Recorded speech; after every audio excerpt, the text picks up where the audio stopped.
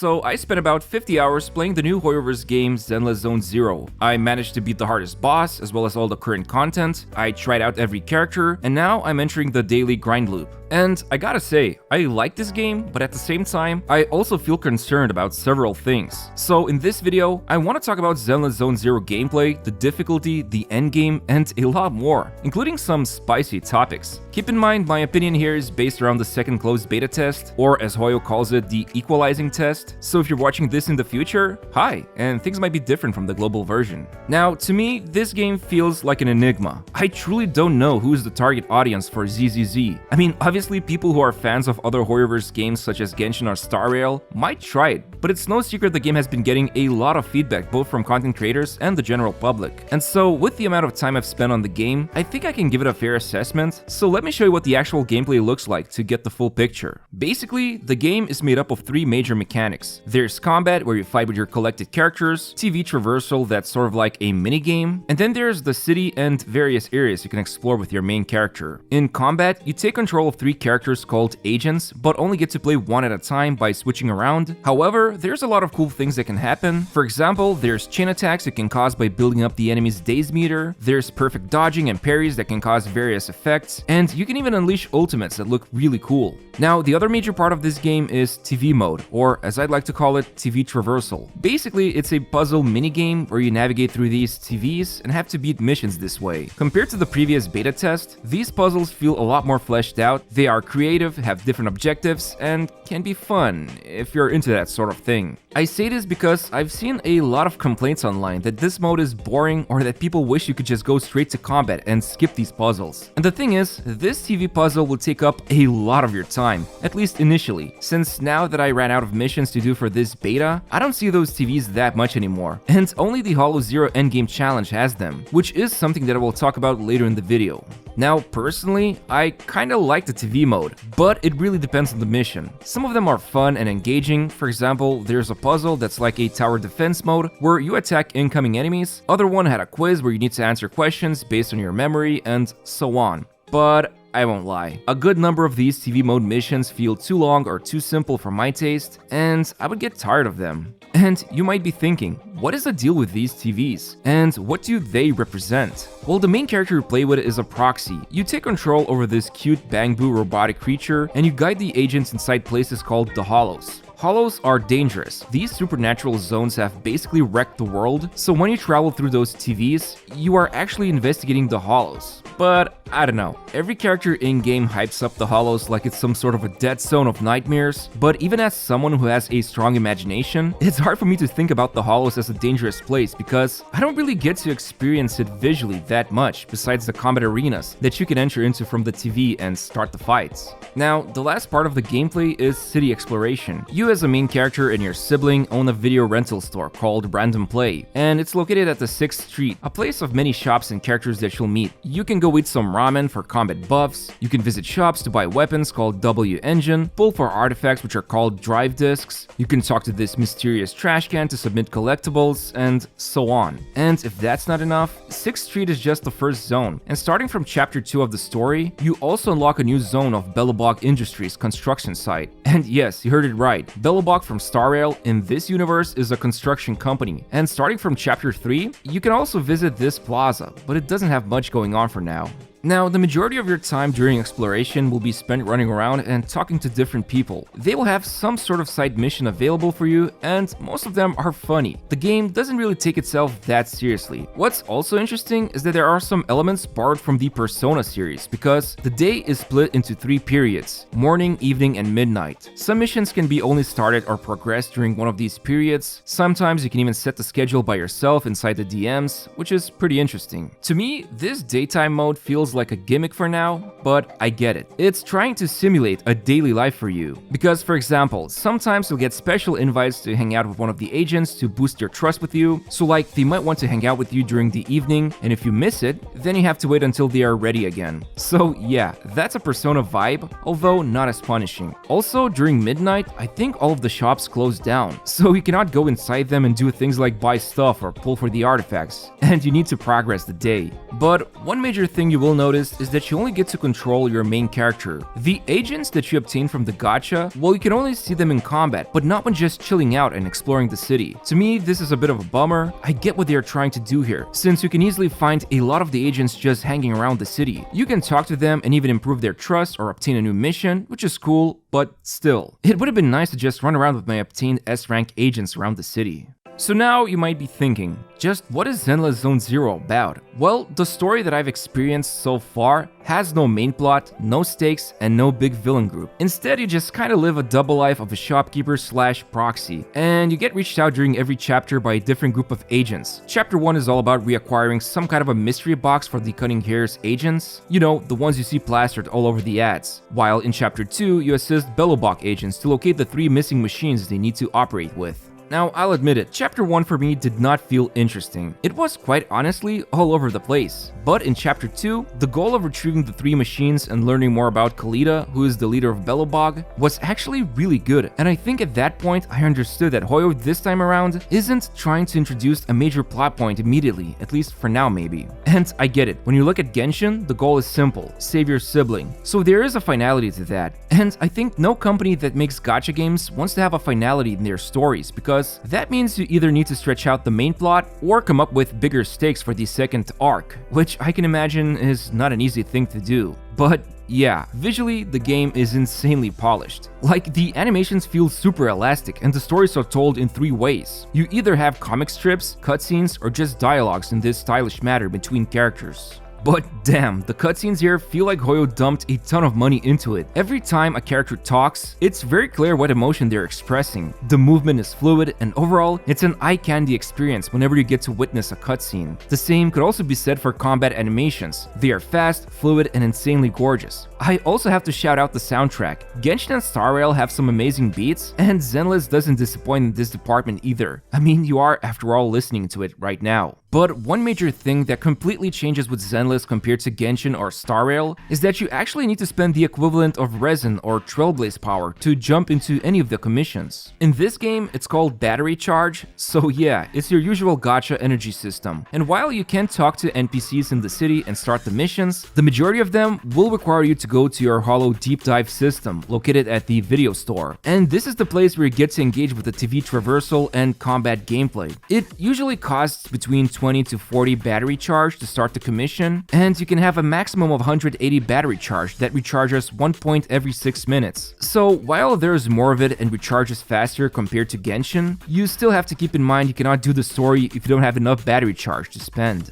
And look, I get it. I know that a majority of gacha games require you to spend energy in order to play the story, but Hoyoverse literally got rid of this convention both with Genshin and Star Rail, so it boggles my mind why this decision was made for Zenless. And the thing is, the rewards you get for spending battery charge are pretty mild. If we talk about the actual daily loot, the 2 major ways to spend it right now, besides story content, is by either completing rally commissions or by doing VR trials. Rally commissions are these long combat arenas. They have various cool one-time secrets you can discover, like starting a secret boss fight, but at the end of it, you get materials for advanced character skills, and more importantly, you get materials to pull for the drive discs, which are the artifacts. But here's the funny part, it costs 100 battery charge to complete a rally commission, so like more than half your energy, and the last stage gives you 60 of these plating agents, which is equal to 12 disk drive pulls. By using this artifact gacha system, there's a good chance to get S-rank discs, and if you salvage them, you can then save up enough to just pull for S-rank discs, which is pretty cool, especially since you can select which set to pull for with increased odds.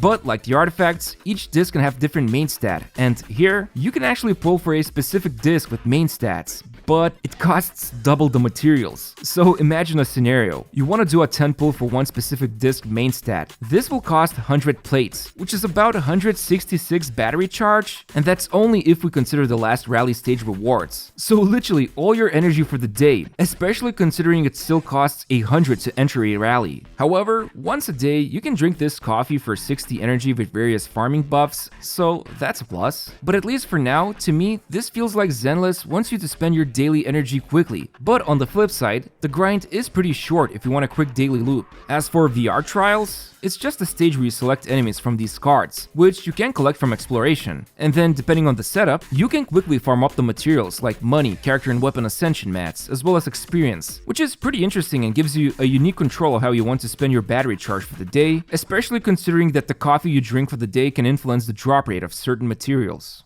Now, all this farming means the game is hard, right? Well, it's a bit complicated. Like, legit, the first 20 hours, the combat felt brain dead easy. I could just mash the buttons randomly and still clear everything without breaking a sweat. However, we are talking about story mode and side missions. This is a Hoyoverse game. When was the last time you felt like it was difficult to do this type of content? But I think for this type of game, which relies on you reacting to enemy attacks, it's a bit like gaining bad habits, since the endgame challenge called Hollow Zero will actually force you to start thinking. So you won't be able to just spam stuff and will need to react, something that you might have decided to not practice during story mode. But I could be biased here because in this beta, we're getting tons of free resources, leveling up characters is super easy, and I don't expect the devs will actually give you free packages containing S-rank weapons and characters as well as tons of materials. So yeah, maybe the game will be a bit harder on global, since the characters compared to the beta won't hit as hard and take more damage from the enemies, although things like enemy attack patterns that tell you when you can do a perfect dodge or assist are kind of easy to execute. It has very generous timing, all you have to do is listen to a specific sound and look out for a yellow light. So I honestly don't know what the actual difficulty of the game is, but I'm pretty sure Hoyoverse wants to obtain a large and active player base with any of their games. That's why they're literally the biggest gacha games company in the world.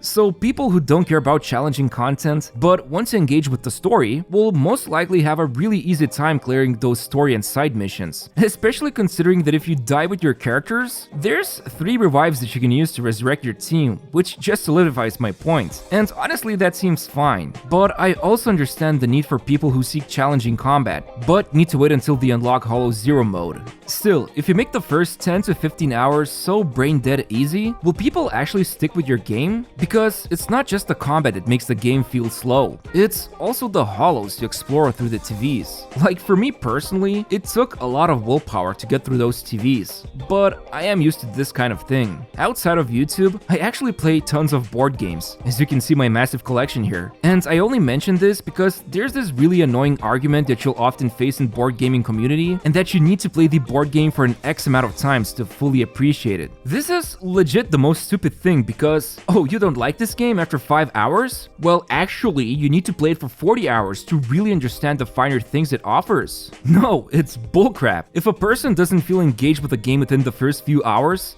why would they want to continue until they get to the so-called good stuff? And heck, they might not even like the good stuff when they're finally there. After all, gaming experience is highly subjective. So what I'm trying to say here is that yes, early game of Zenless Zone Zero, at least to me, feels too slow, and you really need to find something to focus on in order to get through the brain-dead easy combat and often exhausting TV traversal. It could be the story or side missions that you're curious to learn more about, or it might be the city that you just want to keep exploring. For some, of course, it could be that the combat loop, even if it's not that challenging at early stages of the game, it could be enough to start practicing team builds and techniques so you can prepare for the Hollow Zero mode. But what does the Hollow Zero mode offer? Well, it's a roguelike experience that shares a lot of similarities with Star Rail's simulated universe. You choose a party of 5 characters you own, but then start with only 1. You recruit some of the chosen characters and pick up various power-ups, which are pretty fun, at least for now.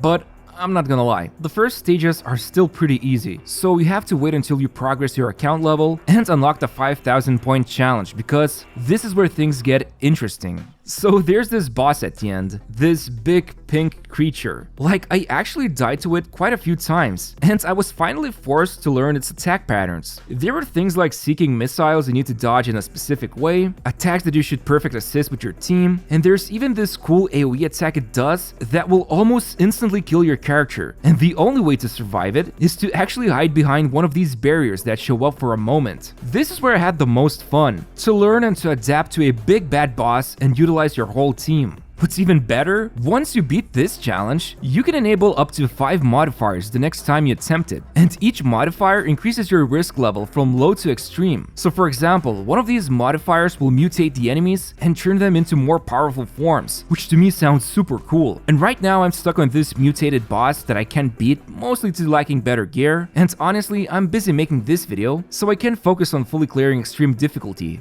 But I have already seen people who did clear it, so I'm really curious to see how long it will take for me to beat this hardest challenge that we have in the beta right now. But yeah, this Hollow Zero mode will probably be the main endgame activity for you to play with your characters. Although I have a slight suspicion that it will eventually become similar to Simulated Universe, where it's more of a grind than a challenge, and you just do it as a weekly activity, collect the rewards, and carry on. But I'm really hoping Hoyo introduces other endgame activities, cause that would be awesome since the combat in this game is pretty addicting, at least to me. And speaking of which, I think the combat is pretty balanced. For someone who just wants to experience the action without too much thinking, you can do it. It's not that hard to counter enemies and set up combos, while those who want to practice some cool techniques, it's also possible. For example, grouping enemies, using one character's skill and then quickly switching to other while the skill is deployed are just few tactics that I was utilizing. Although, I have to say that some characters feel a lot more complex, in a good way, compared to others. Like, as much as I love Billy, he was my favorite from the previous beta test. His complexity wanes compared to Ellen's, who is now my favorite character to use because there's just so much going on with her kit compared to Billy's, or even any other characters. And it's not a coincidence, she's a featured S-rank agent for the beta, so you have to pull for her, and I can imagine in the future, the game will keep on introducing more and more complex agents into the game. But I hope this doesn't mean characters from standard pool become irrelevant. I'm only mentioning complexity here because after playing the game for so many hours, the combat does tend to become repetitive, and using a fresh new character or building different teams seems like a crucial thing, at least for me. But yeah, if you want to learn more about combat, in my previous video I talked a lot about it, you can check it out here. Although one big change compared to the last beta is that character elements instead of their attack types counter enemies. You see, every character has an attack type and elements, but in this current beta, enemies are weak to certain elements, while previously they were weak to attack types. I don't know, maybe I'm missing something here, but this leaves me with a big question. What's the point of the attack types, besides building team comps based on these passive buffs characters have? Like for example, including 2/attack type agents to give benefits for Ellen, and so on.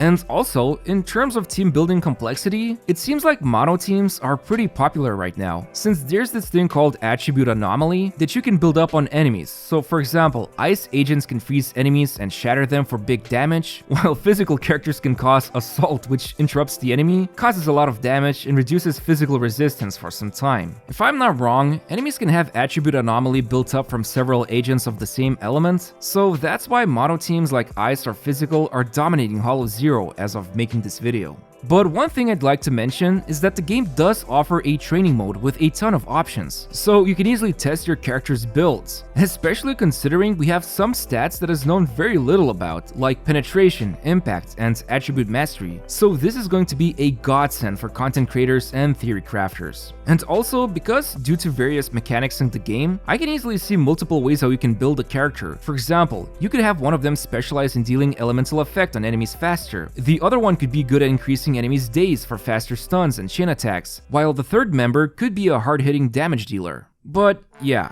I guess one more important thing to mention would be the gacha system. I think the rates are about the same as other Hoyo games, however, you can pull from the banners either a weapon, a character, or a Bangboo. These little robotic creatures are super cute and kinda act on their own as a fourth member of your squad. They provide powerful buffs, like increasing certain factions' critical rate by an insane amount, and they also have some kind of an ability that triggers automatically once in a while, like restoring your character's energy. So, for example, just look at this butler I got. This little guy makes you a breakfast to boost your energy. It's super cute. But there is one big concern regarding Bangboos. Since they have their own rarity, that means the game could potentially introduce 3 featured banners, so like an Agents, the Weapon banner, and Bangboo banner. So this means more summon currency you need to spend if you want the best version of your featured agent. But there's also the fact that at least in this current standard banner, Bangboos are mixed together with weapons and agents, so you can pull any of them. Although for now, the only S ranks that you can pull are just agents,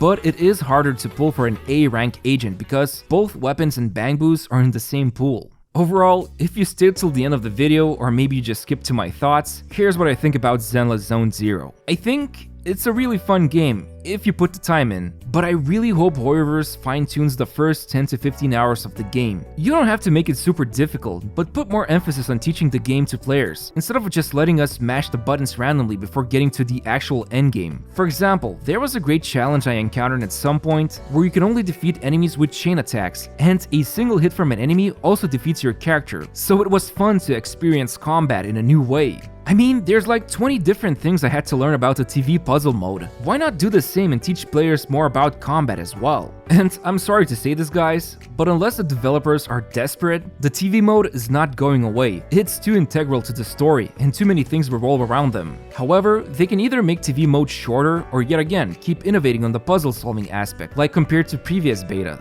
Either way, I personally enjoyed the game very much, especially because it has an amazing controller support, so my Xbox controller kept rumbling and reacting to various character and enemy animations. Basically, I think right now, this game feels like a fully blown console title that doesn't cost you a dime to try it out once it goes global. But at the same time, I also hope Hoyo takes the early game feedback very seriously, because this is where people decide if they want to continue playing, and it doesn't take an analytics team to know that. Right now, I want to believe this game is for somebody who is willing to do puzzle solving and also enjoys fast-paced combat, which to me seems like a pretty niche target audience. However, this is also a Hoyoverse game. Some might play the game for the story, others might want to just hang out in the city and enjoy the slice of life events. So, I don't know, I think we'll need to see how well the game fares after a few months when it launches. Anyway, I hope you enjoyed this video. I've been working on it for like a week now. It's my longest video, I think. So I'd really appreciate if you could press the like button and subscribe to my channel, because for sure, I will be making ZZZ videos once it goes global. Thanks for watching,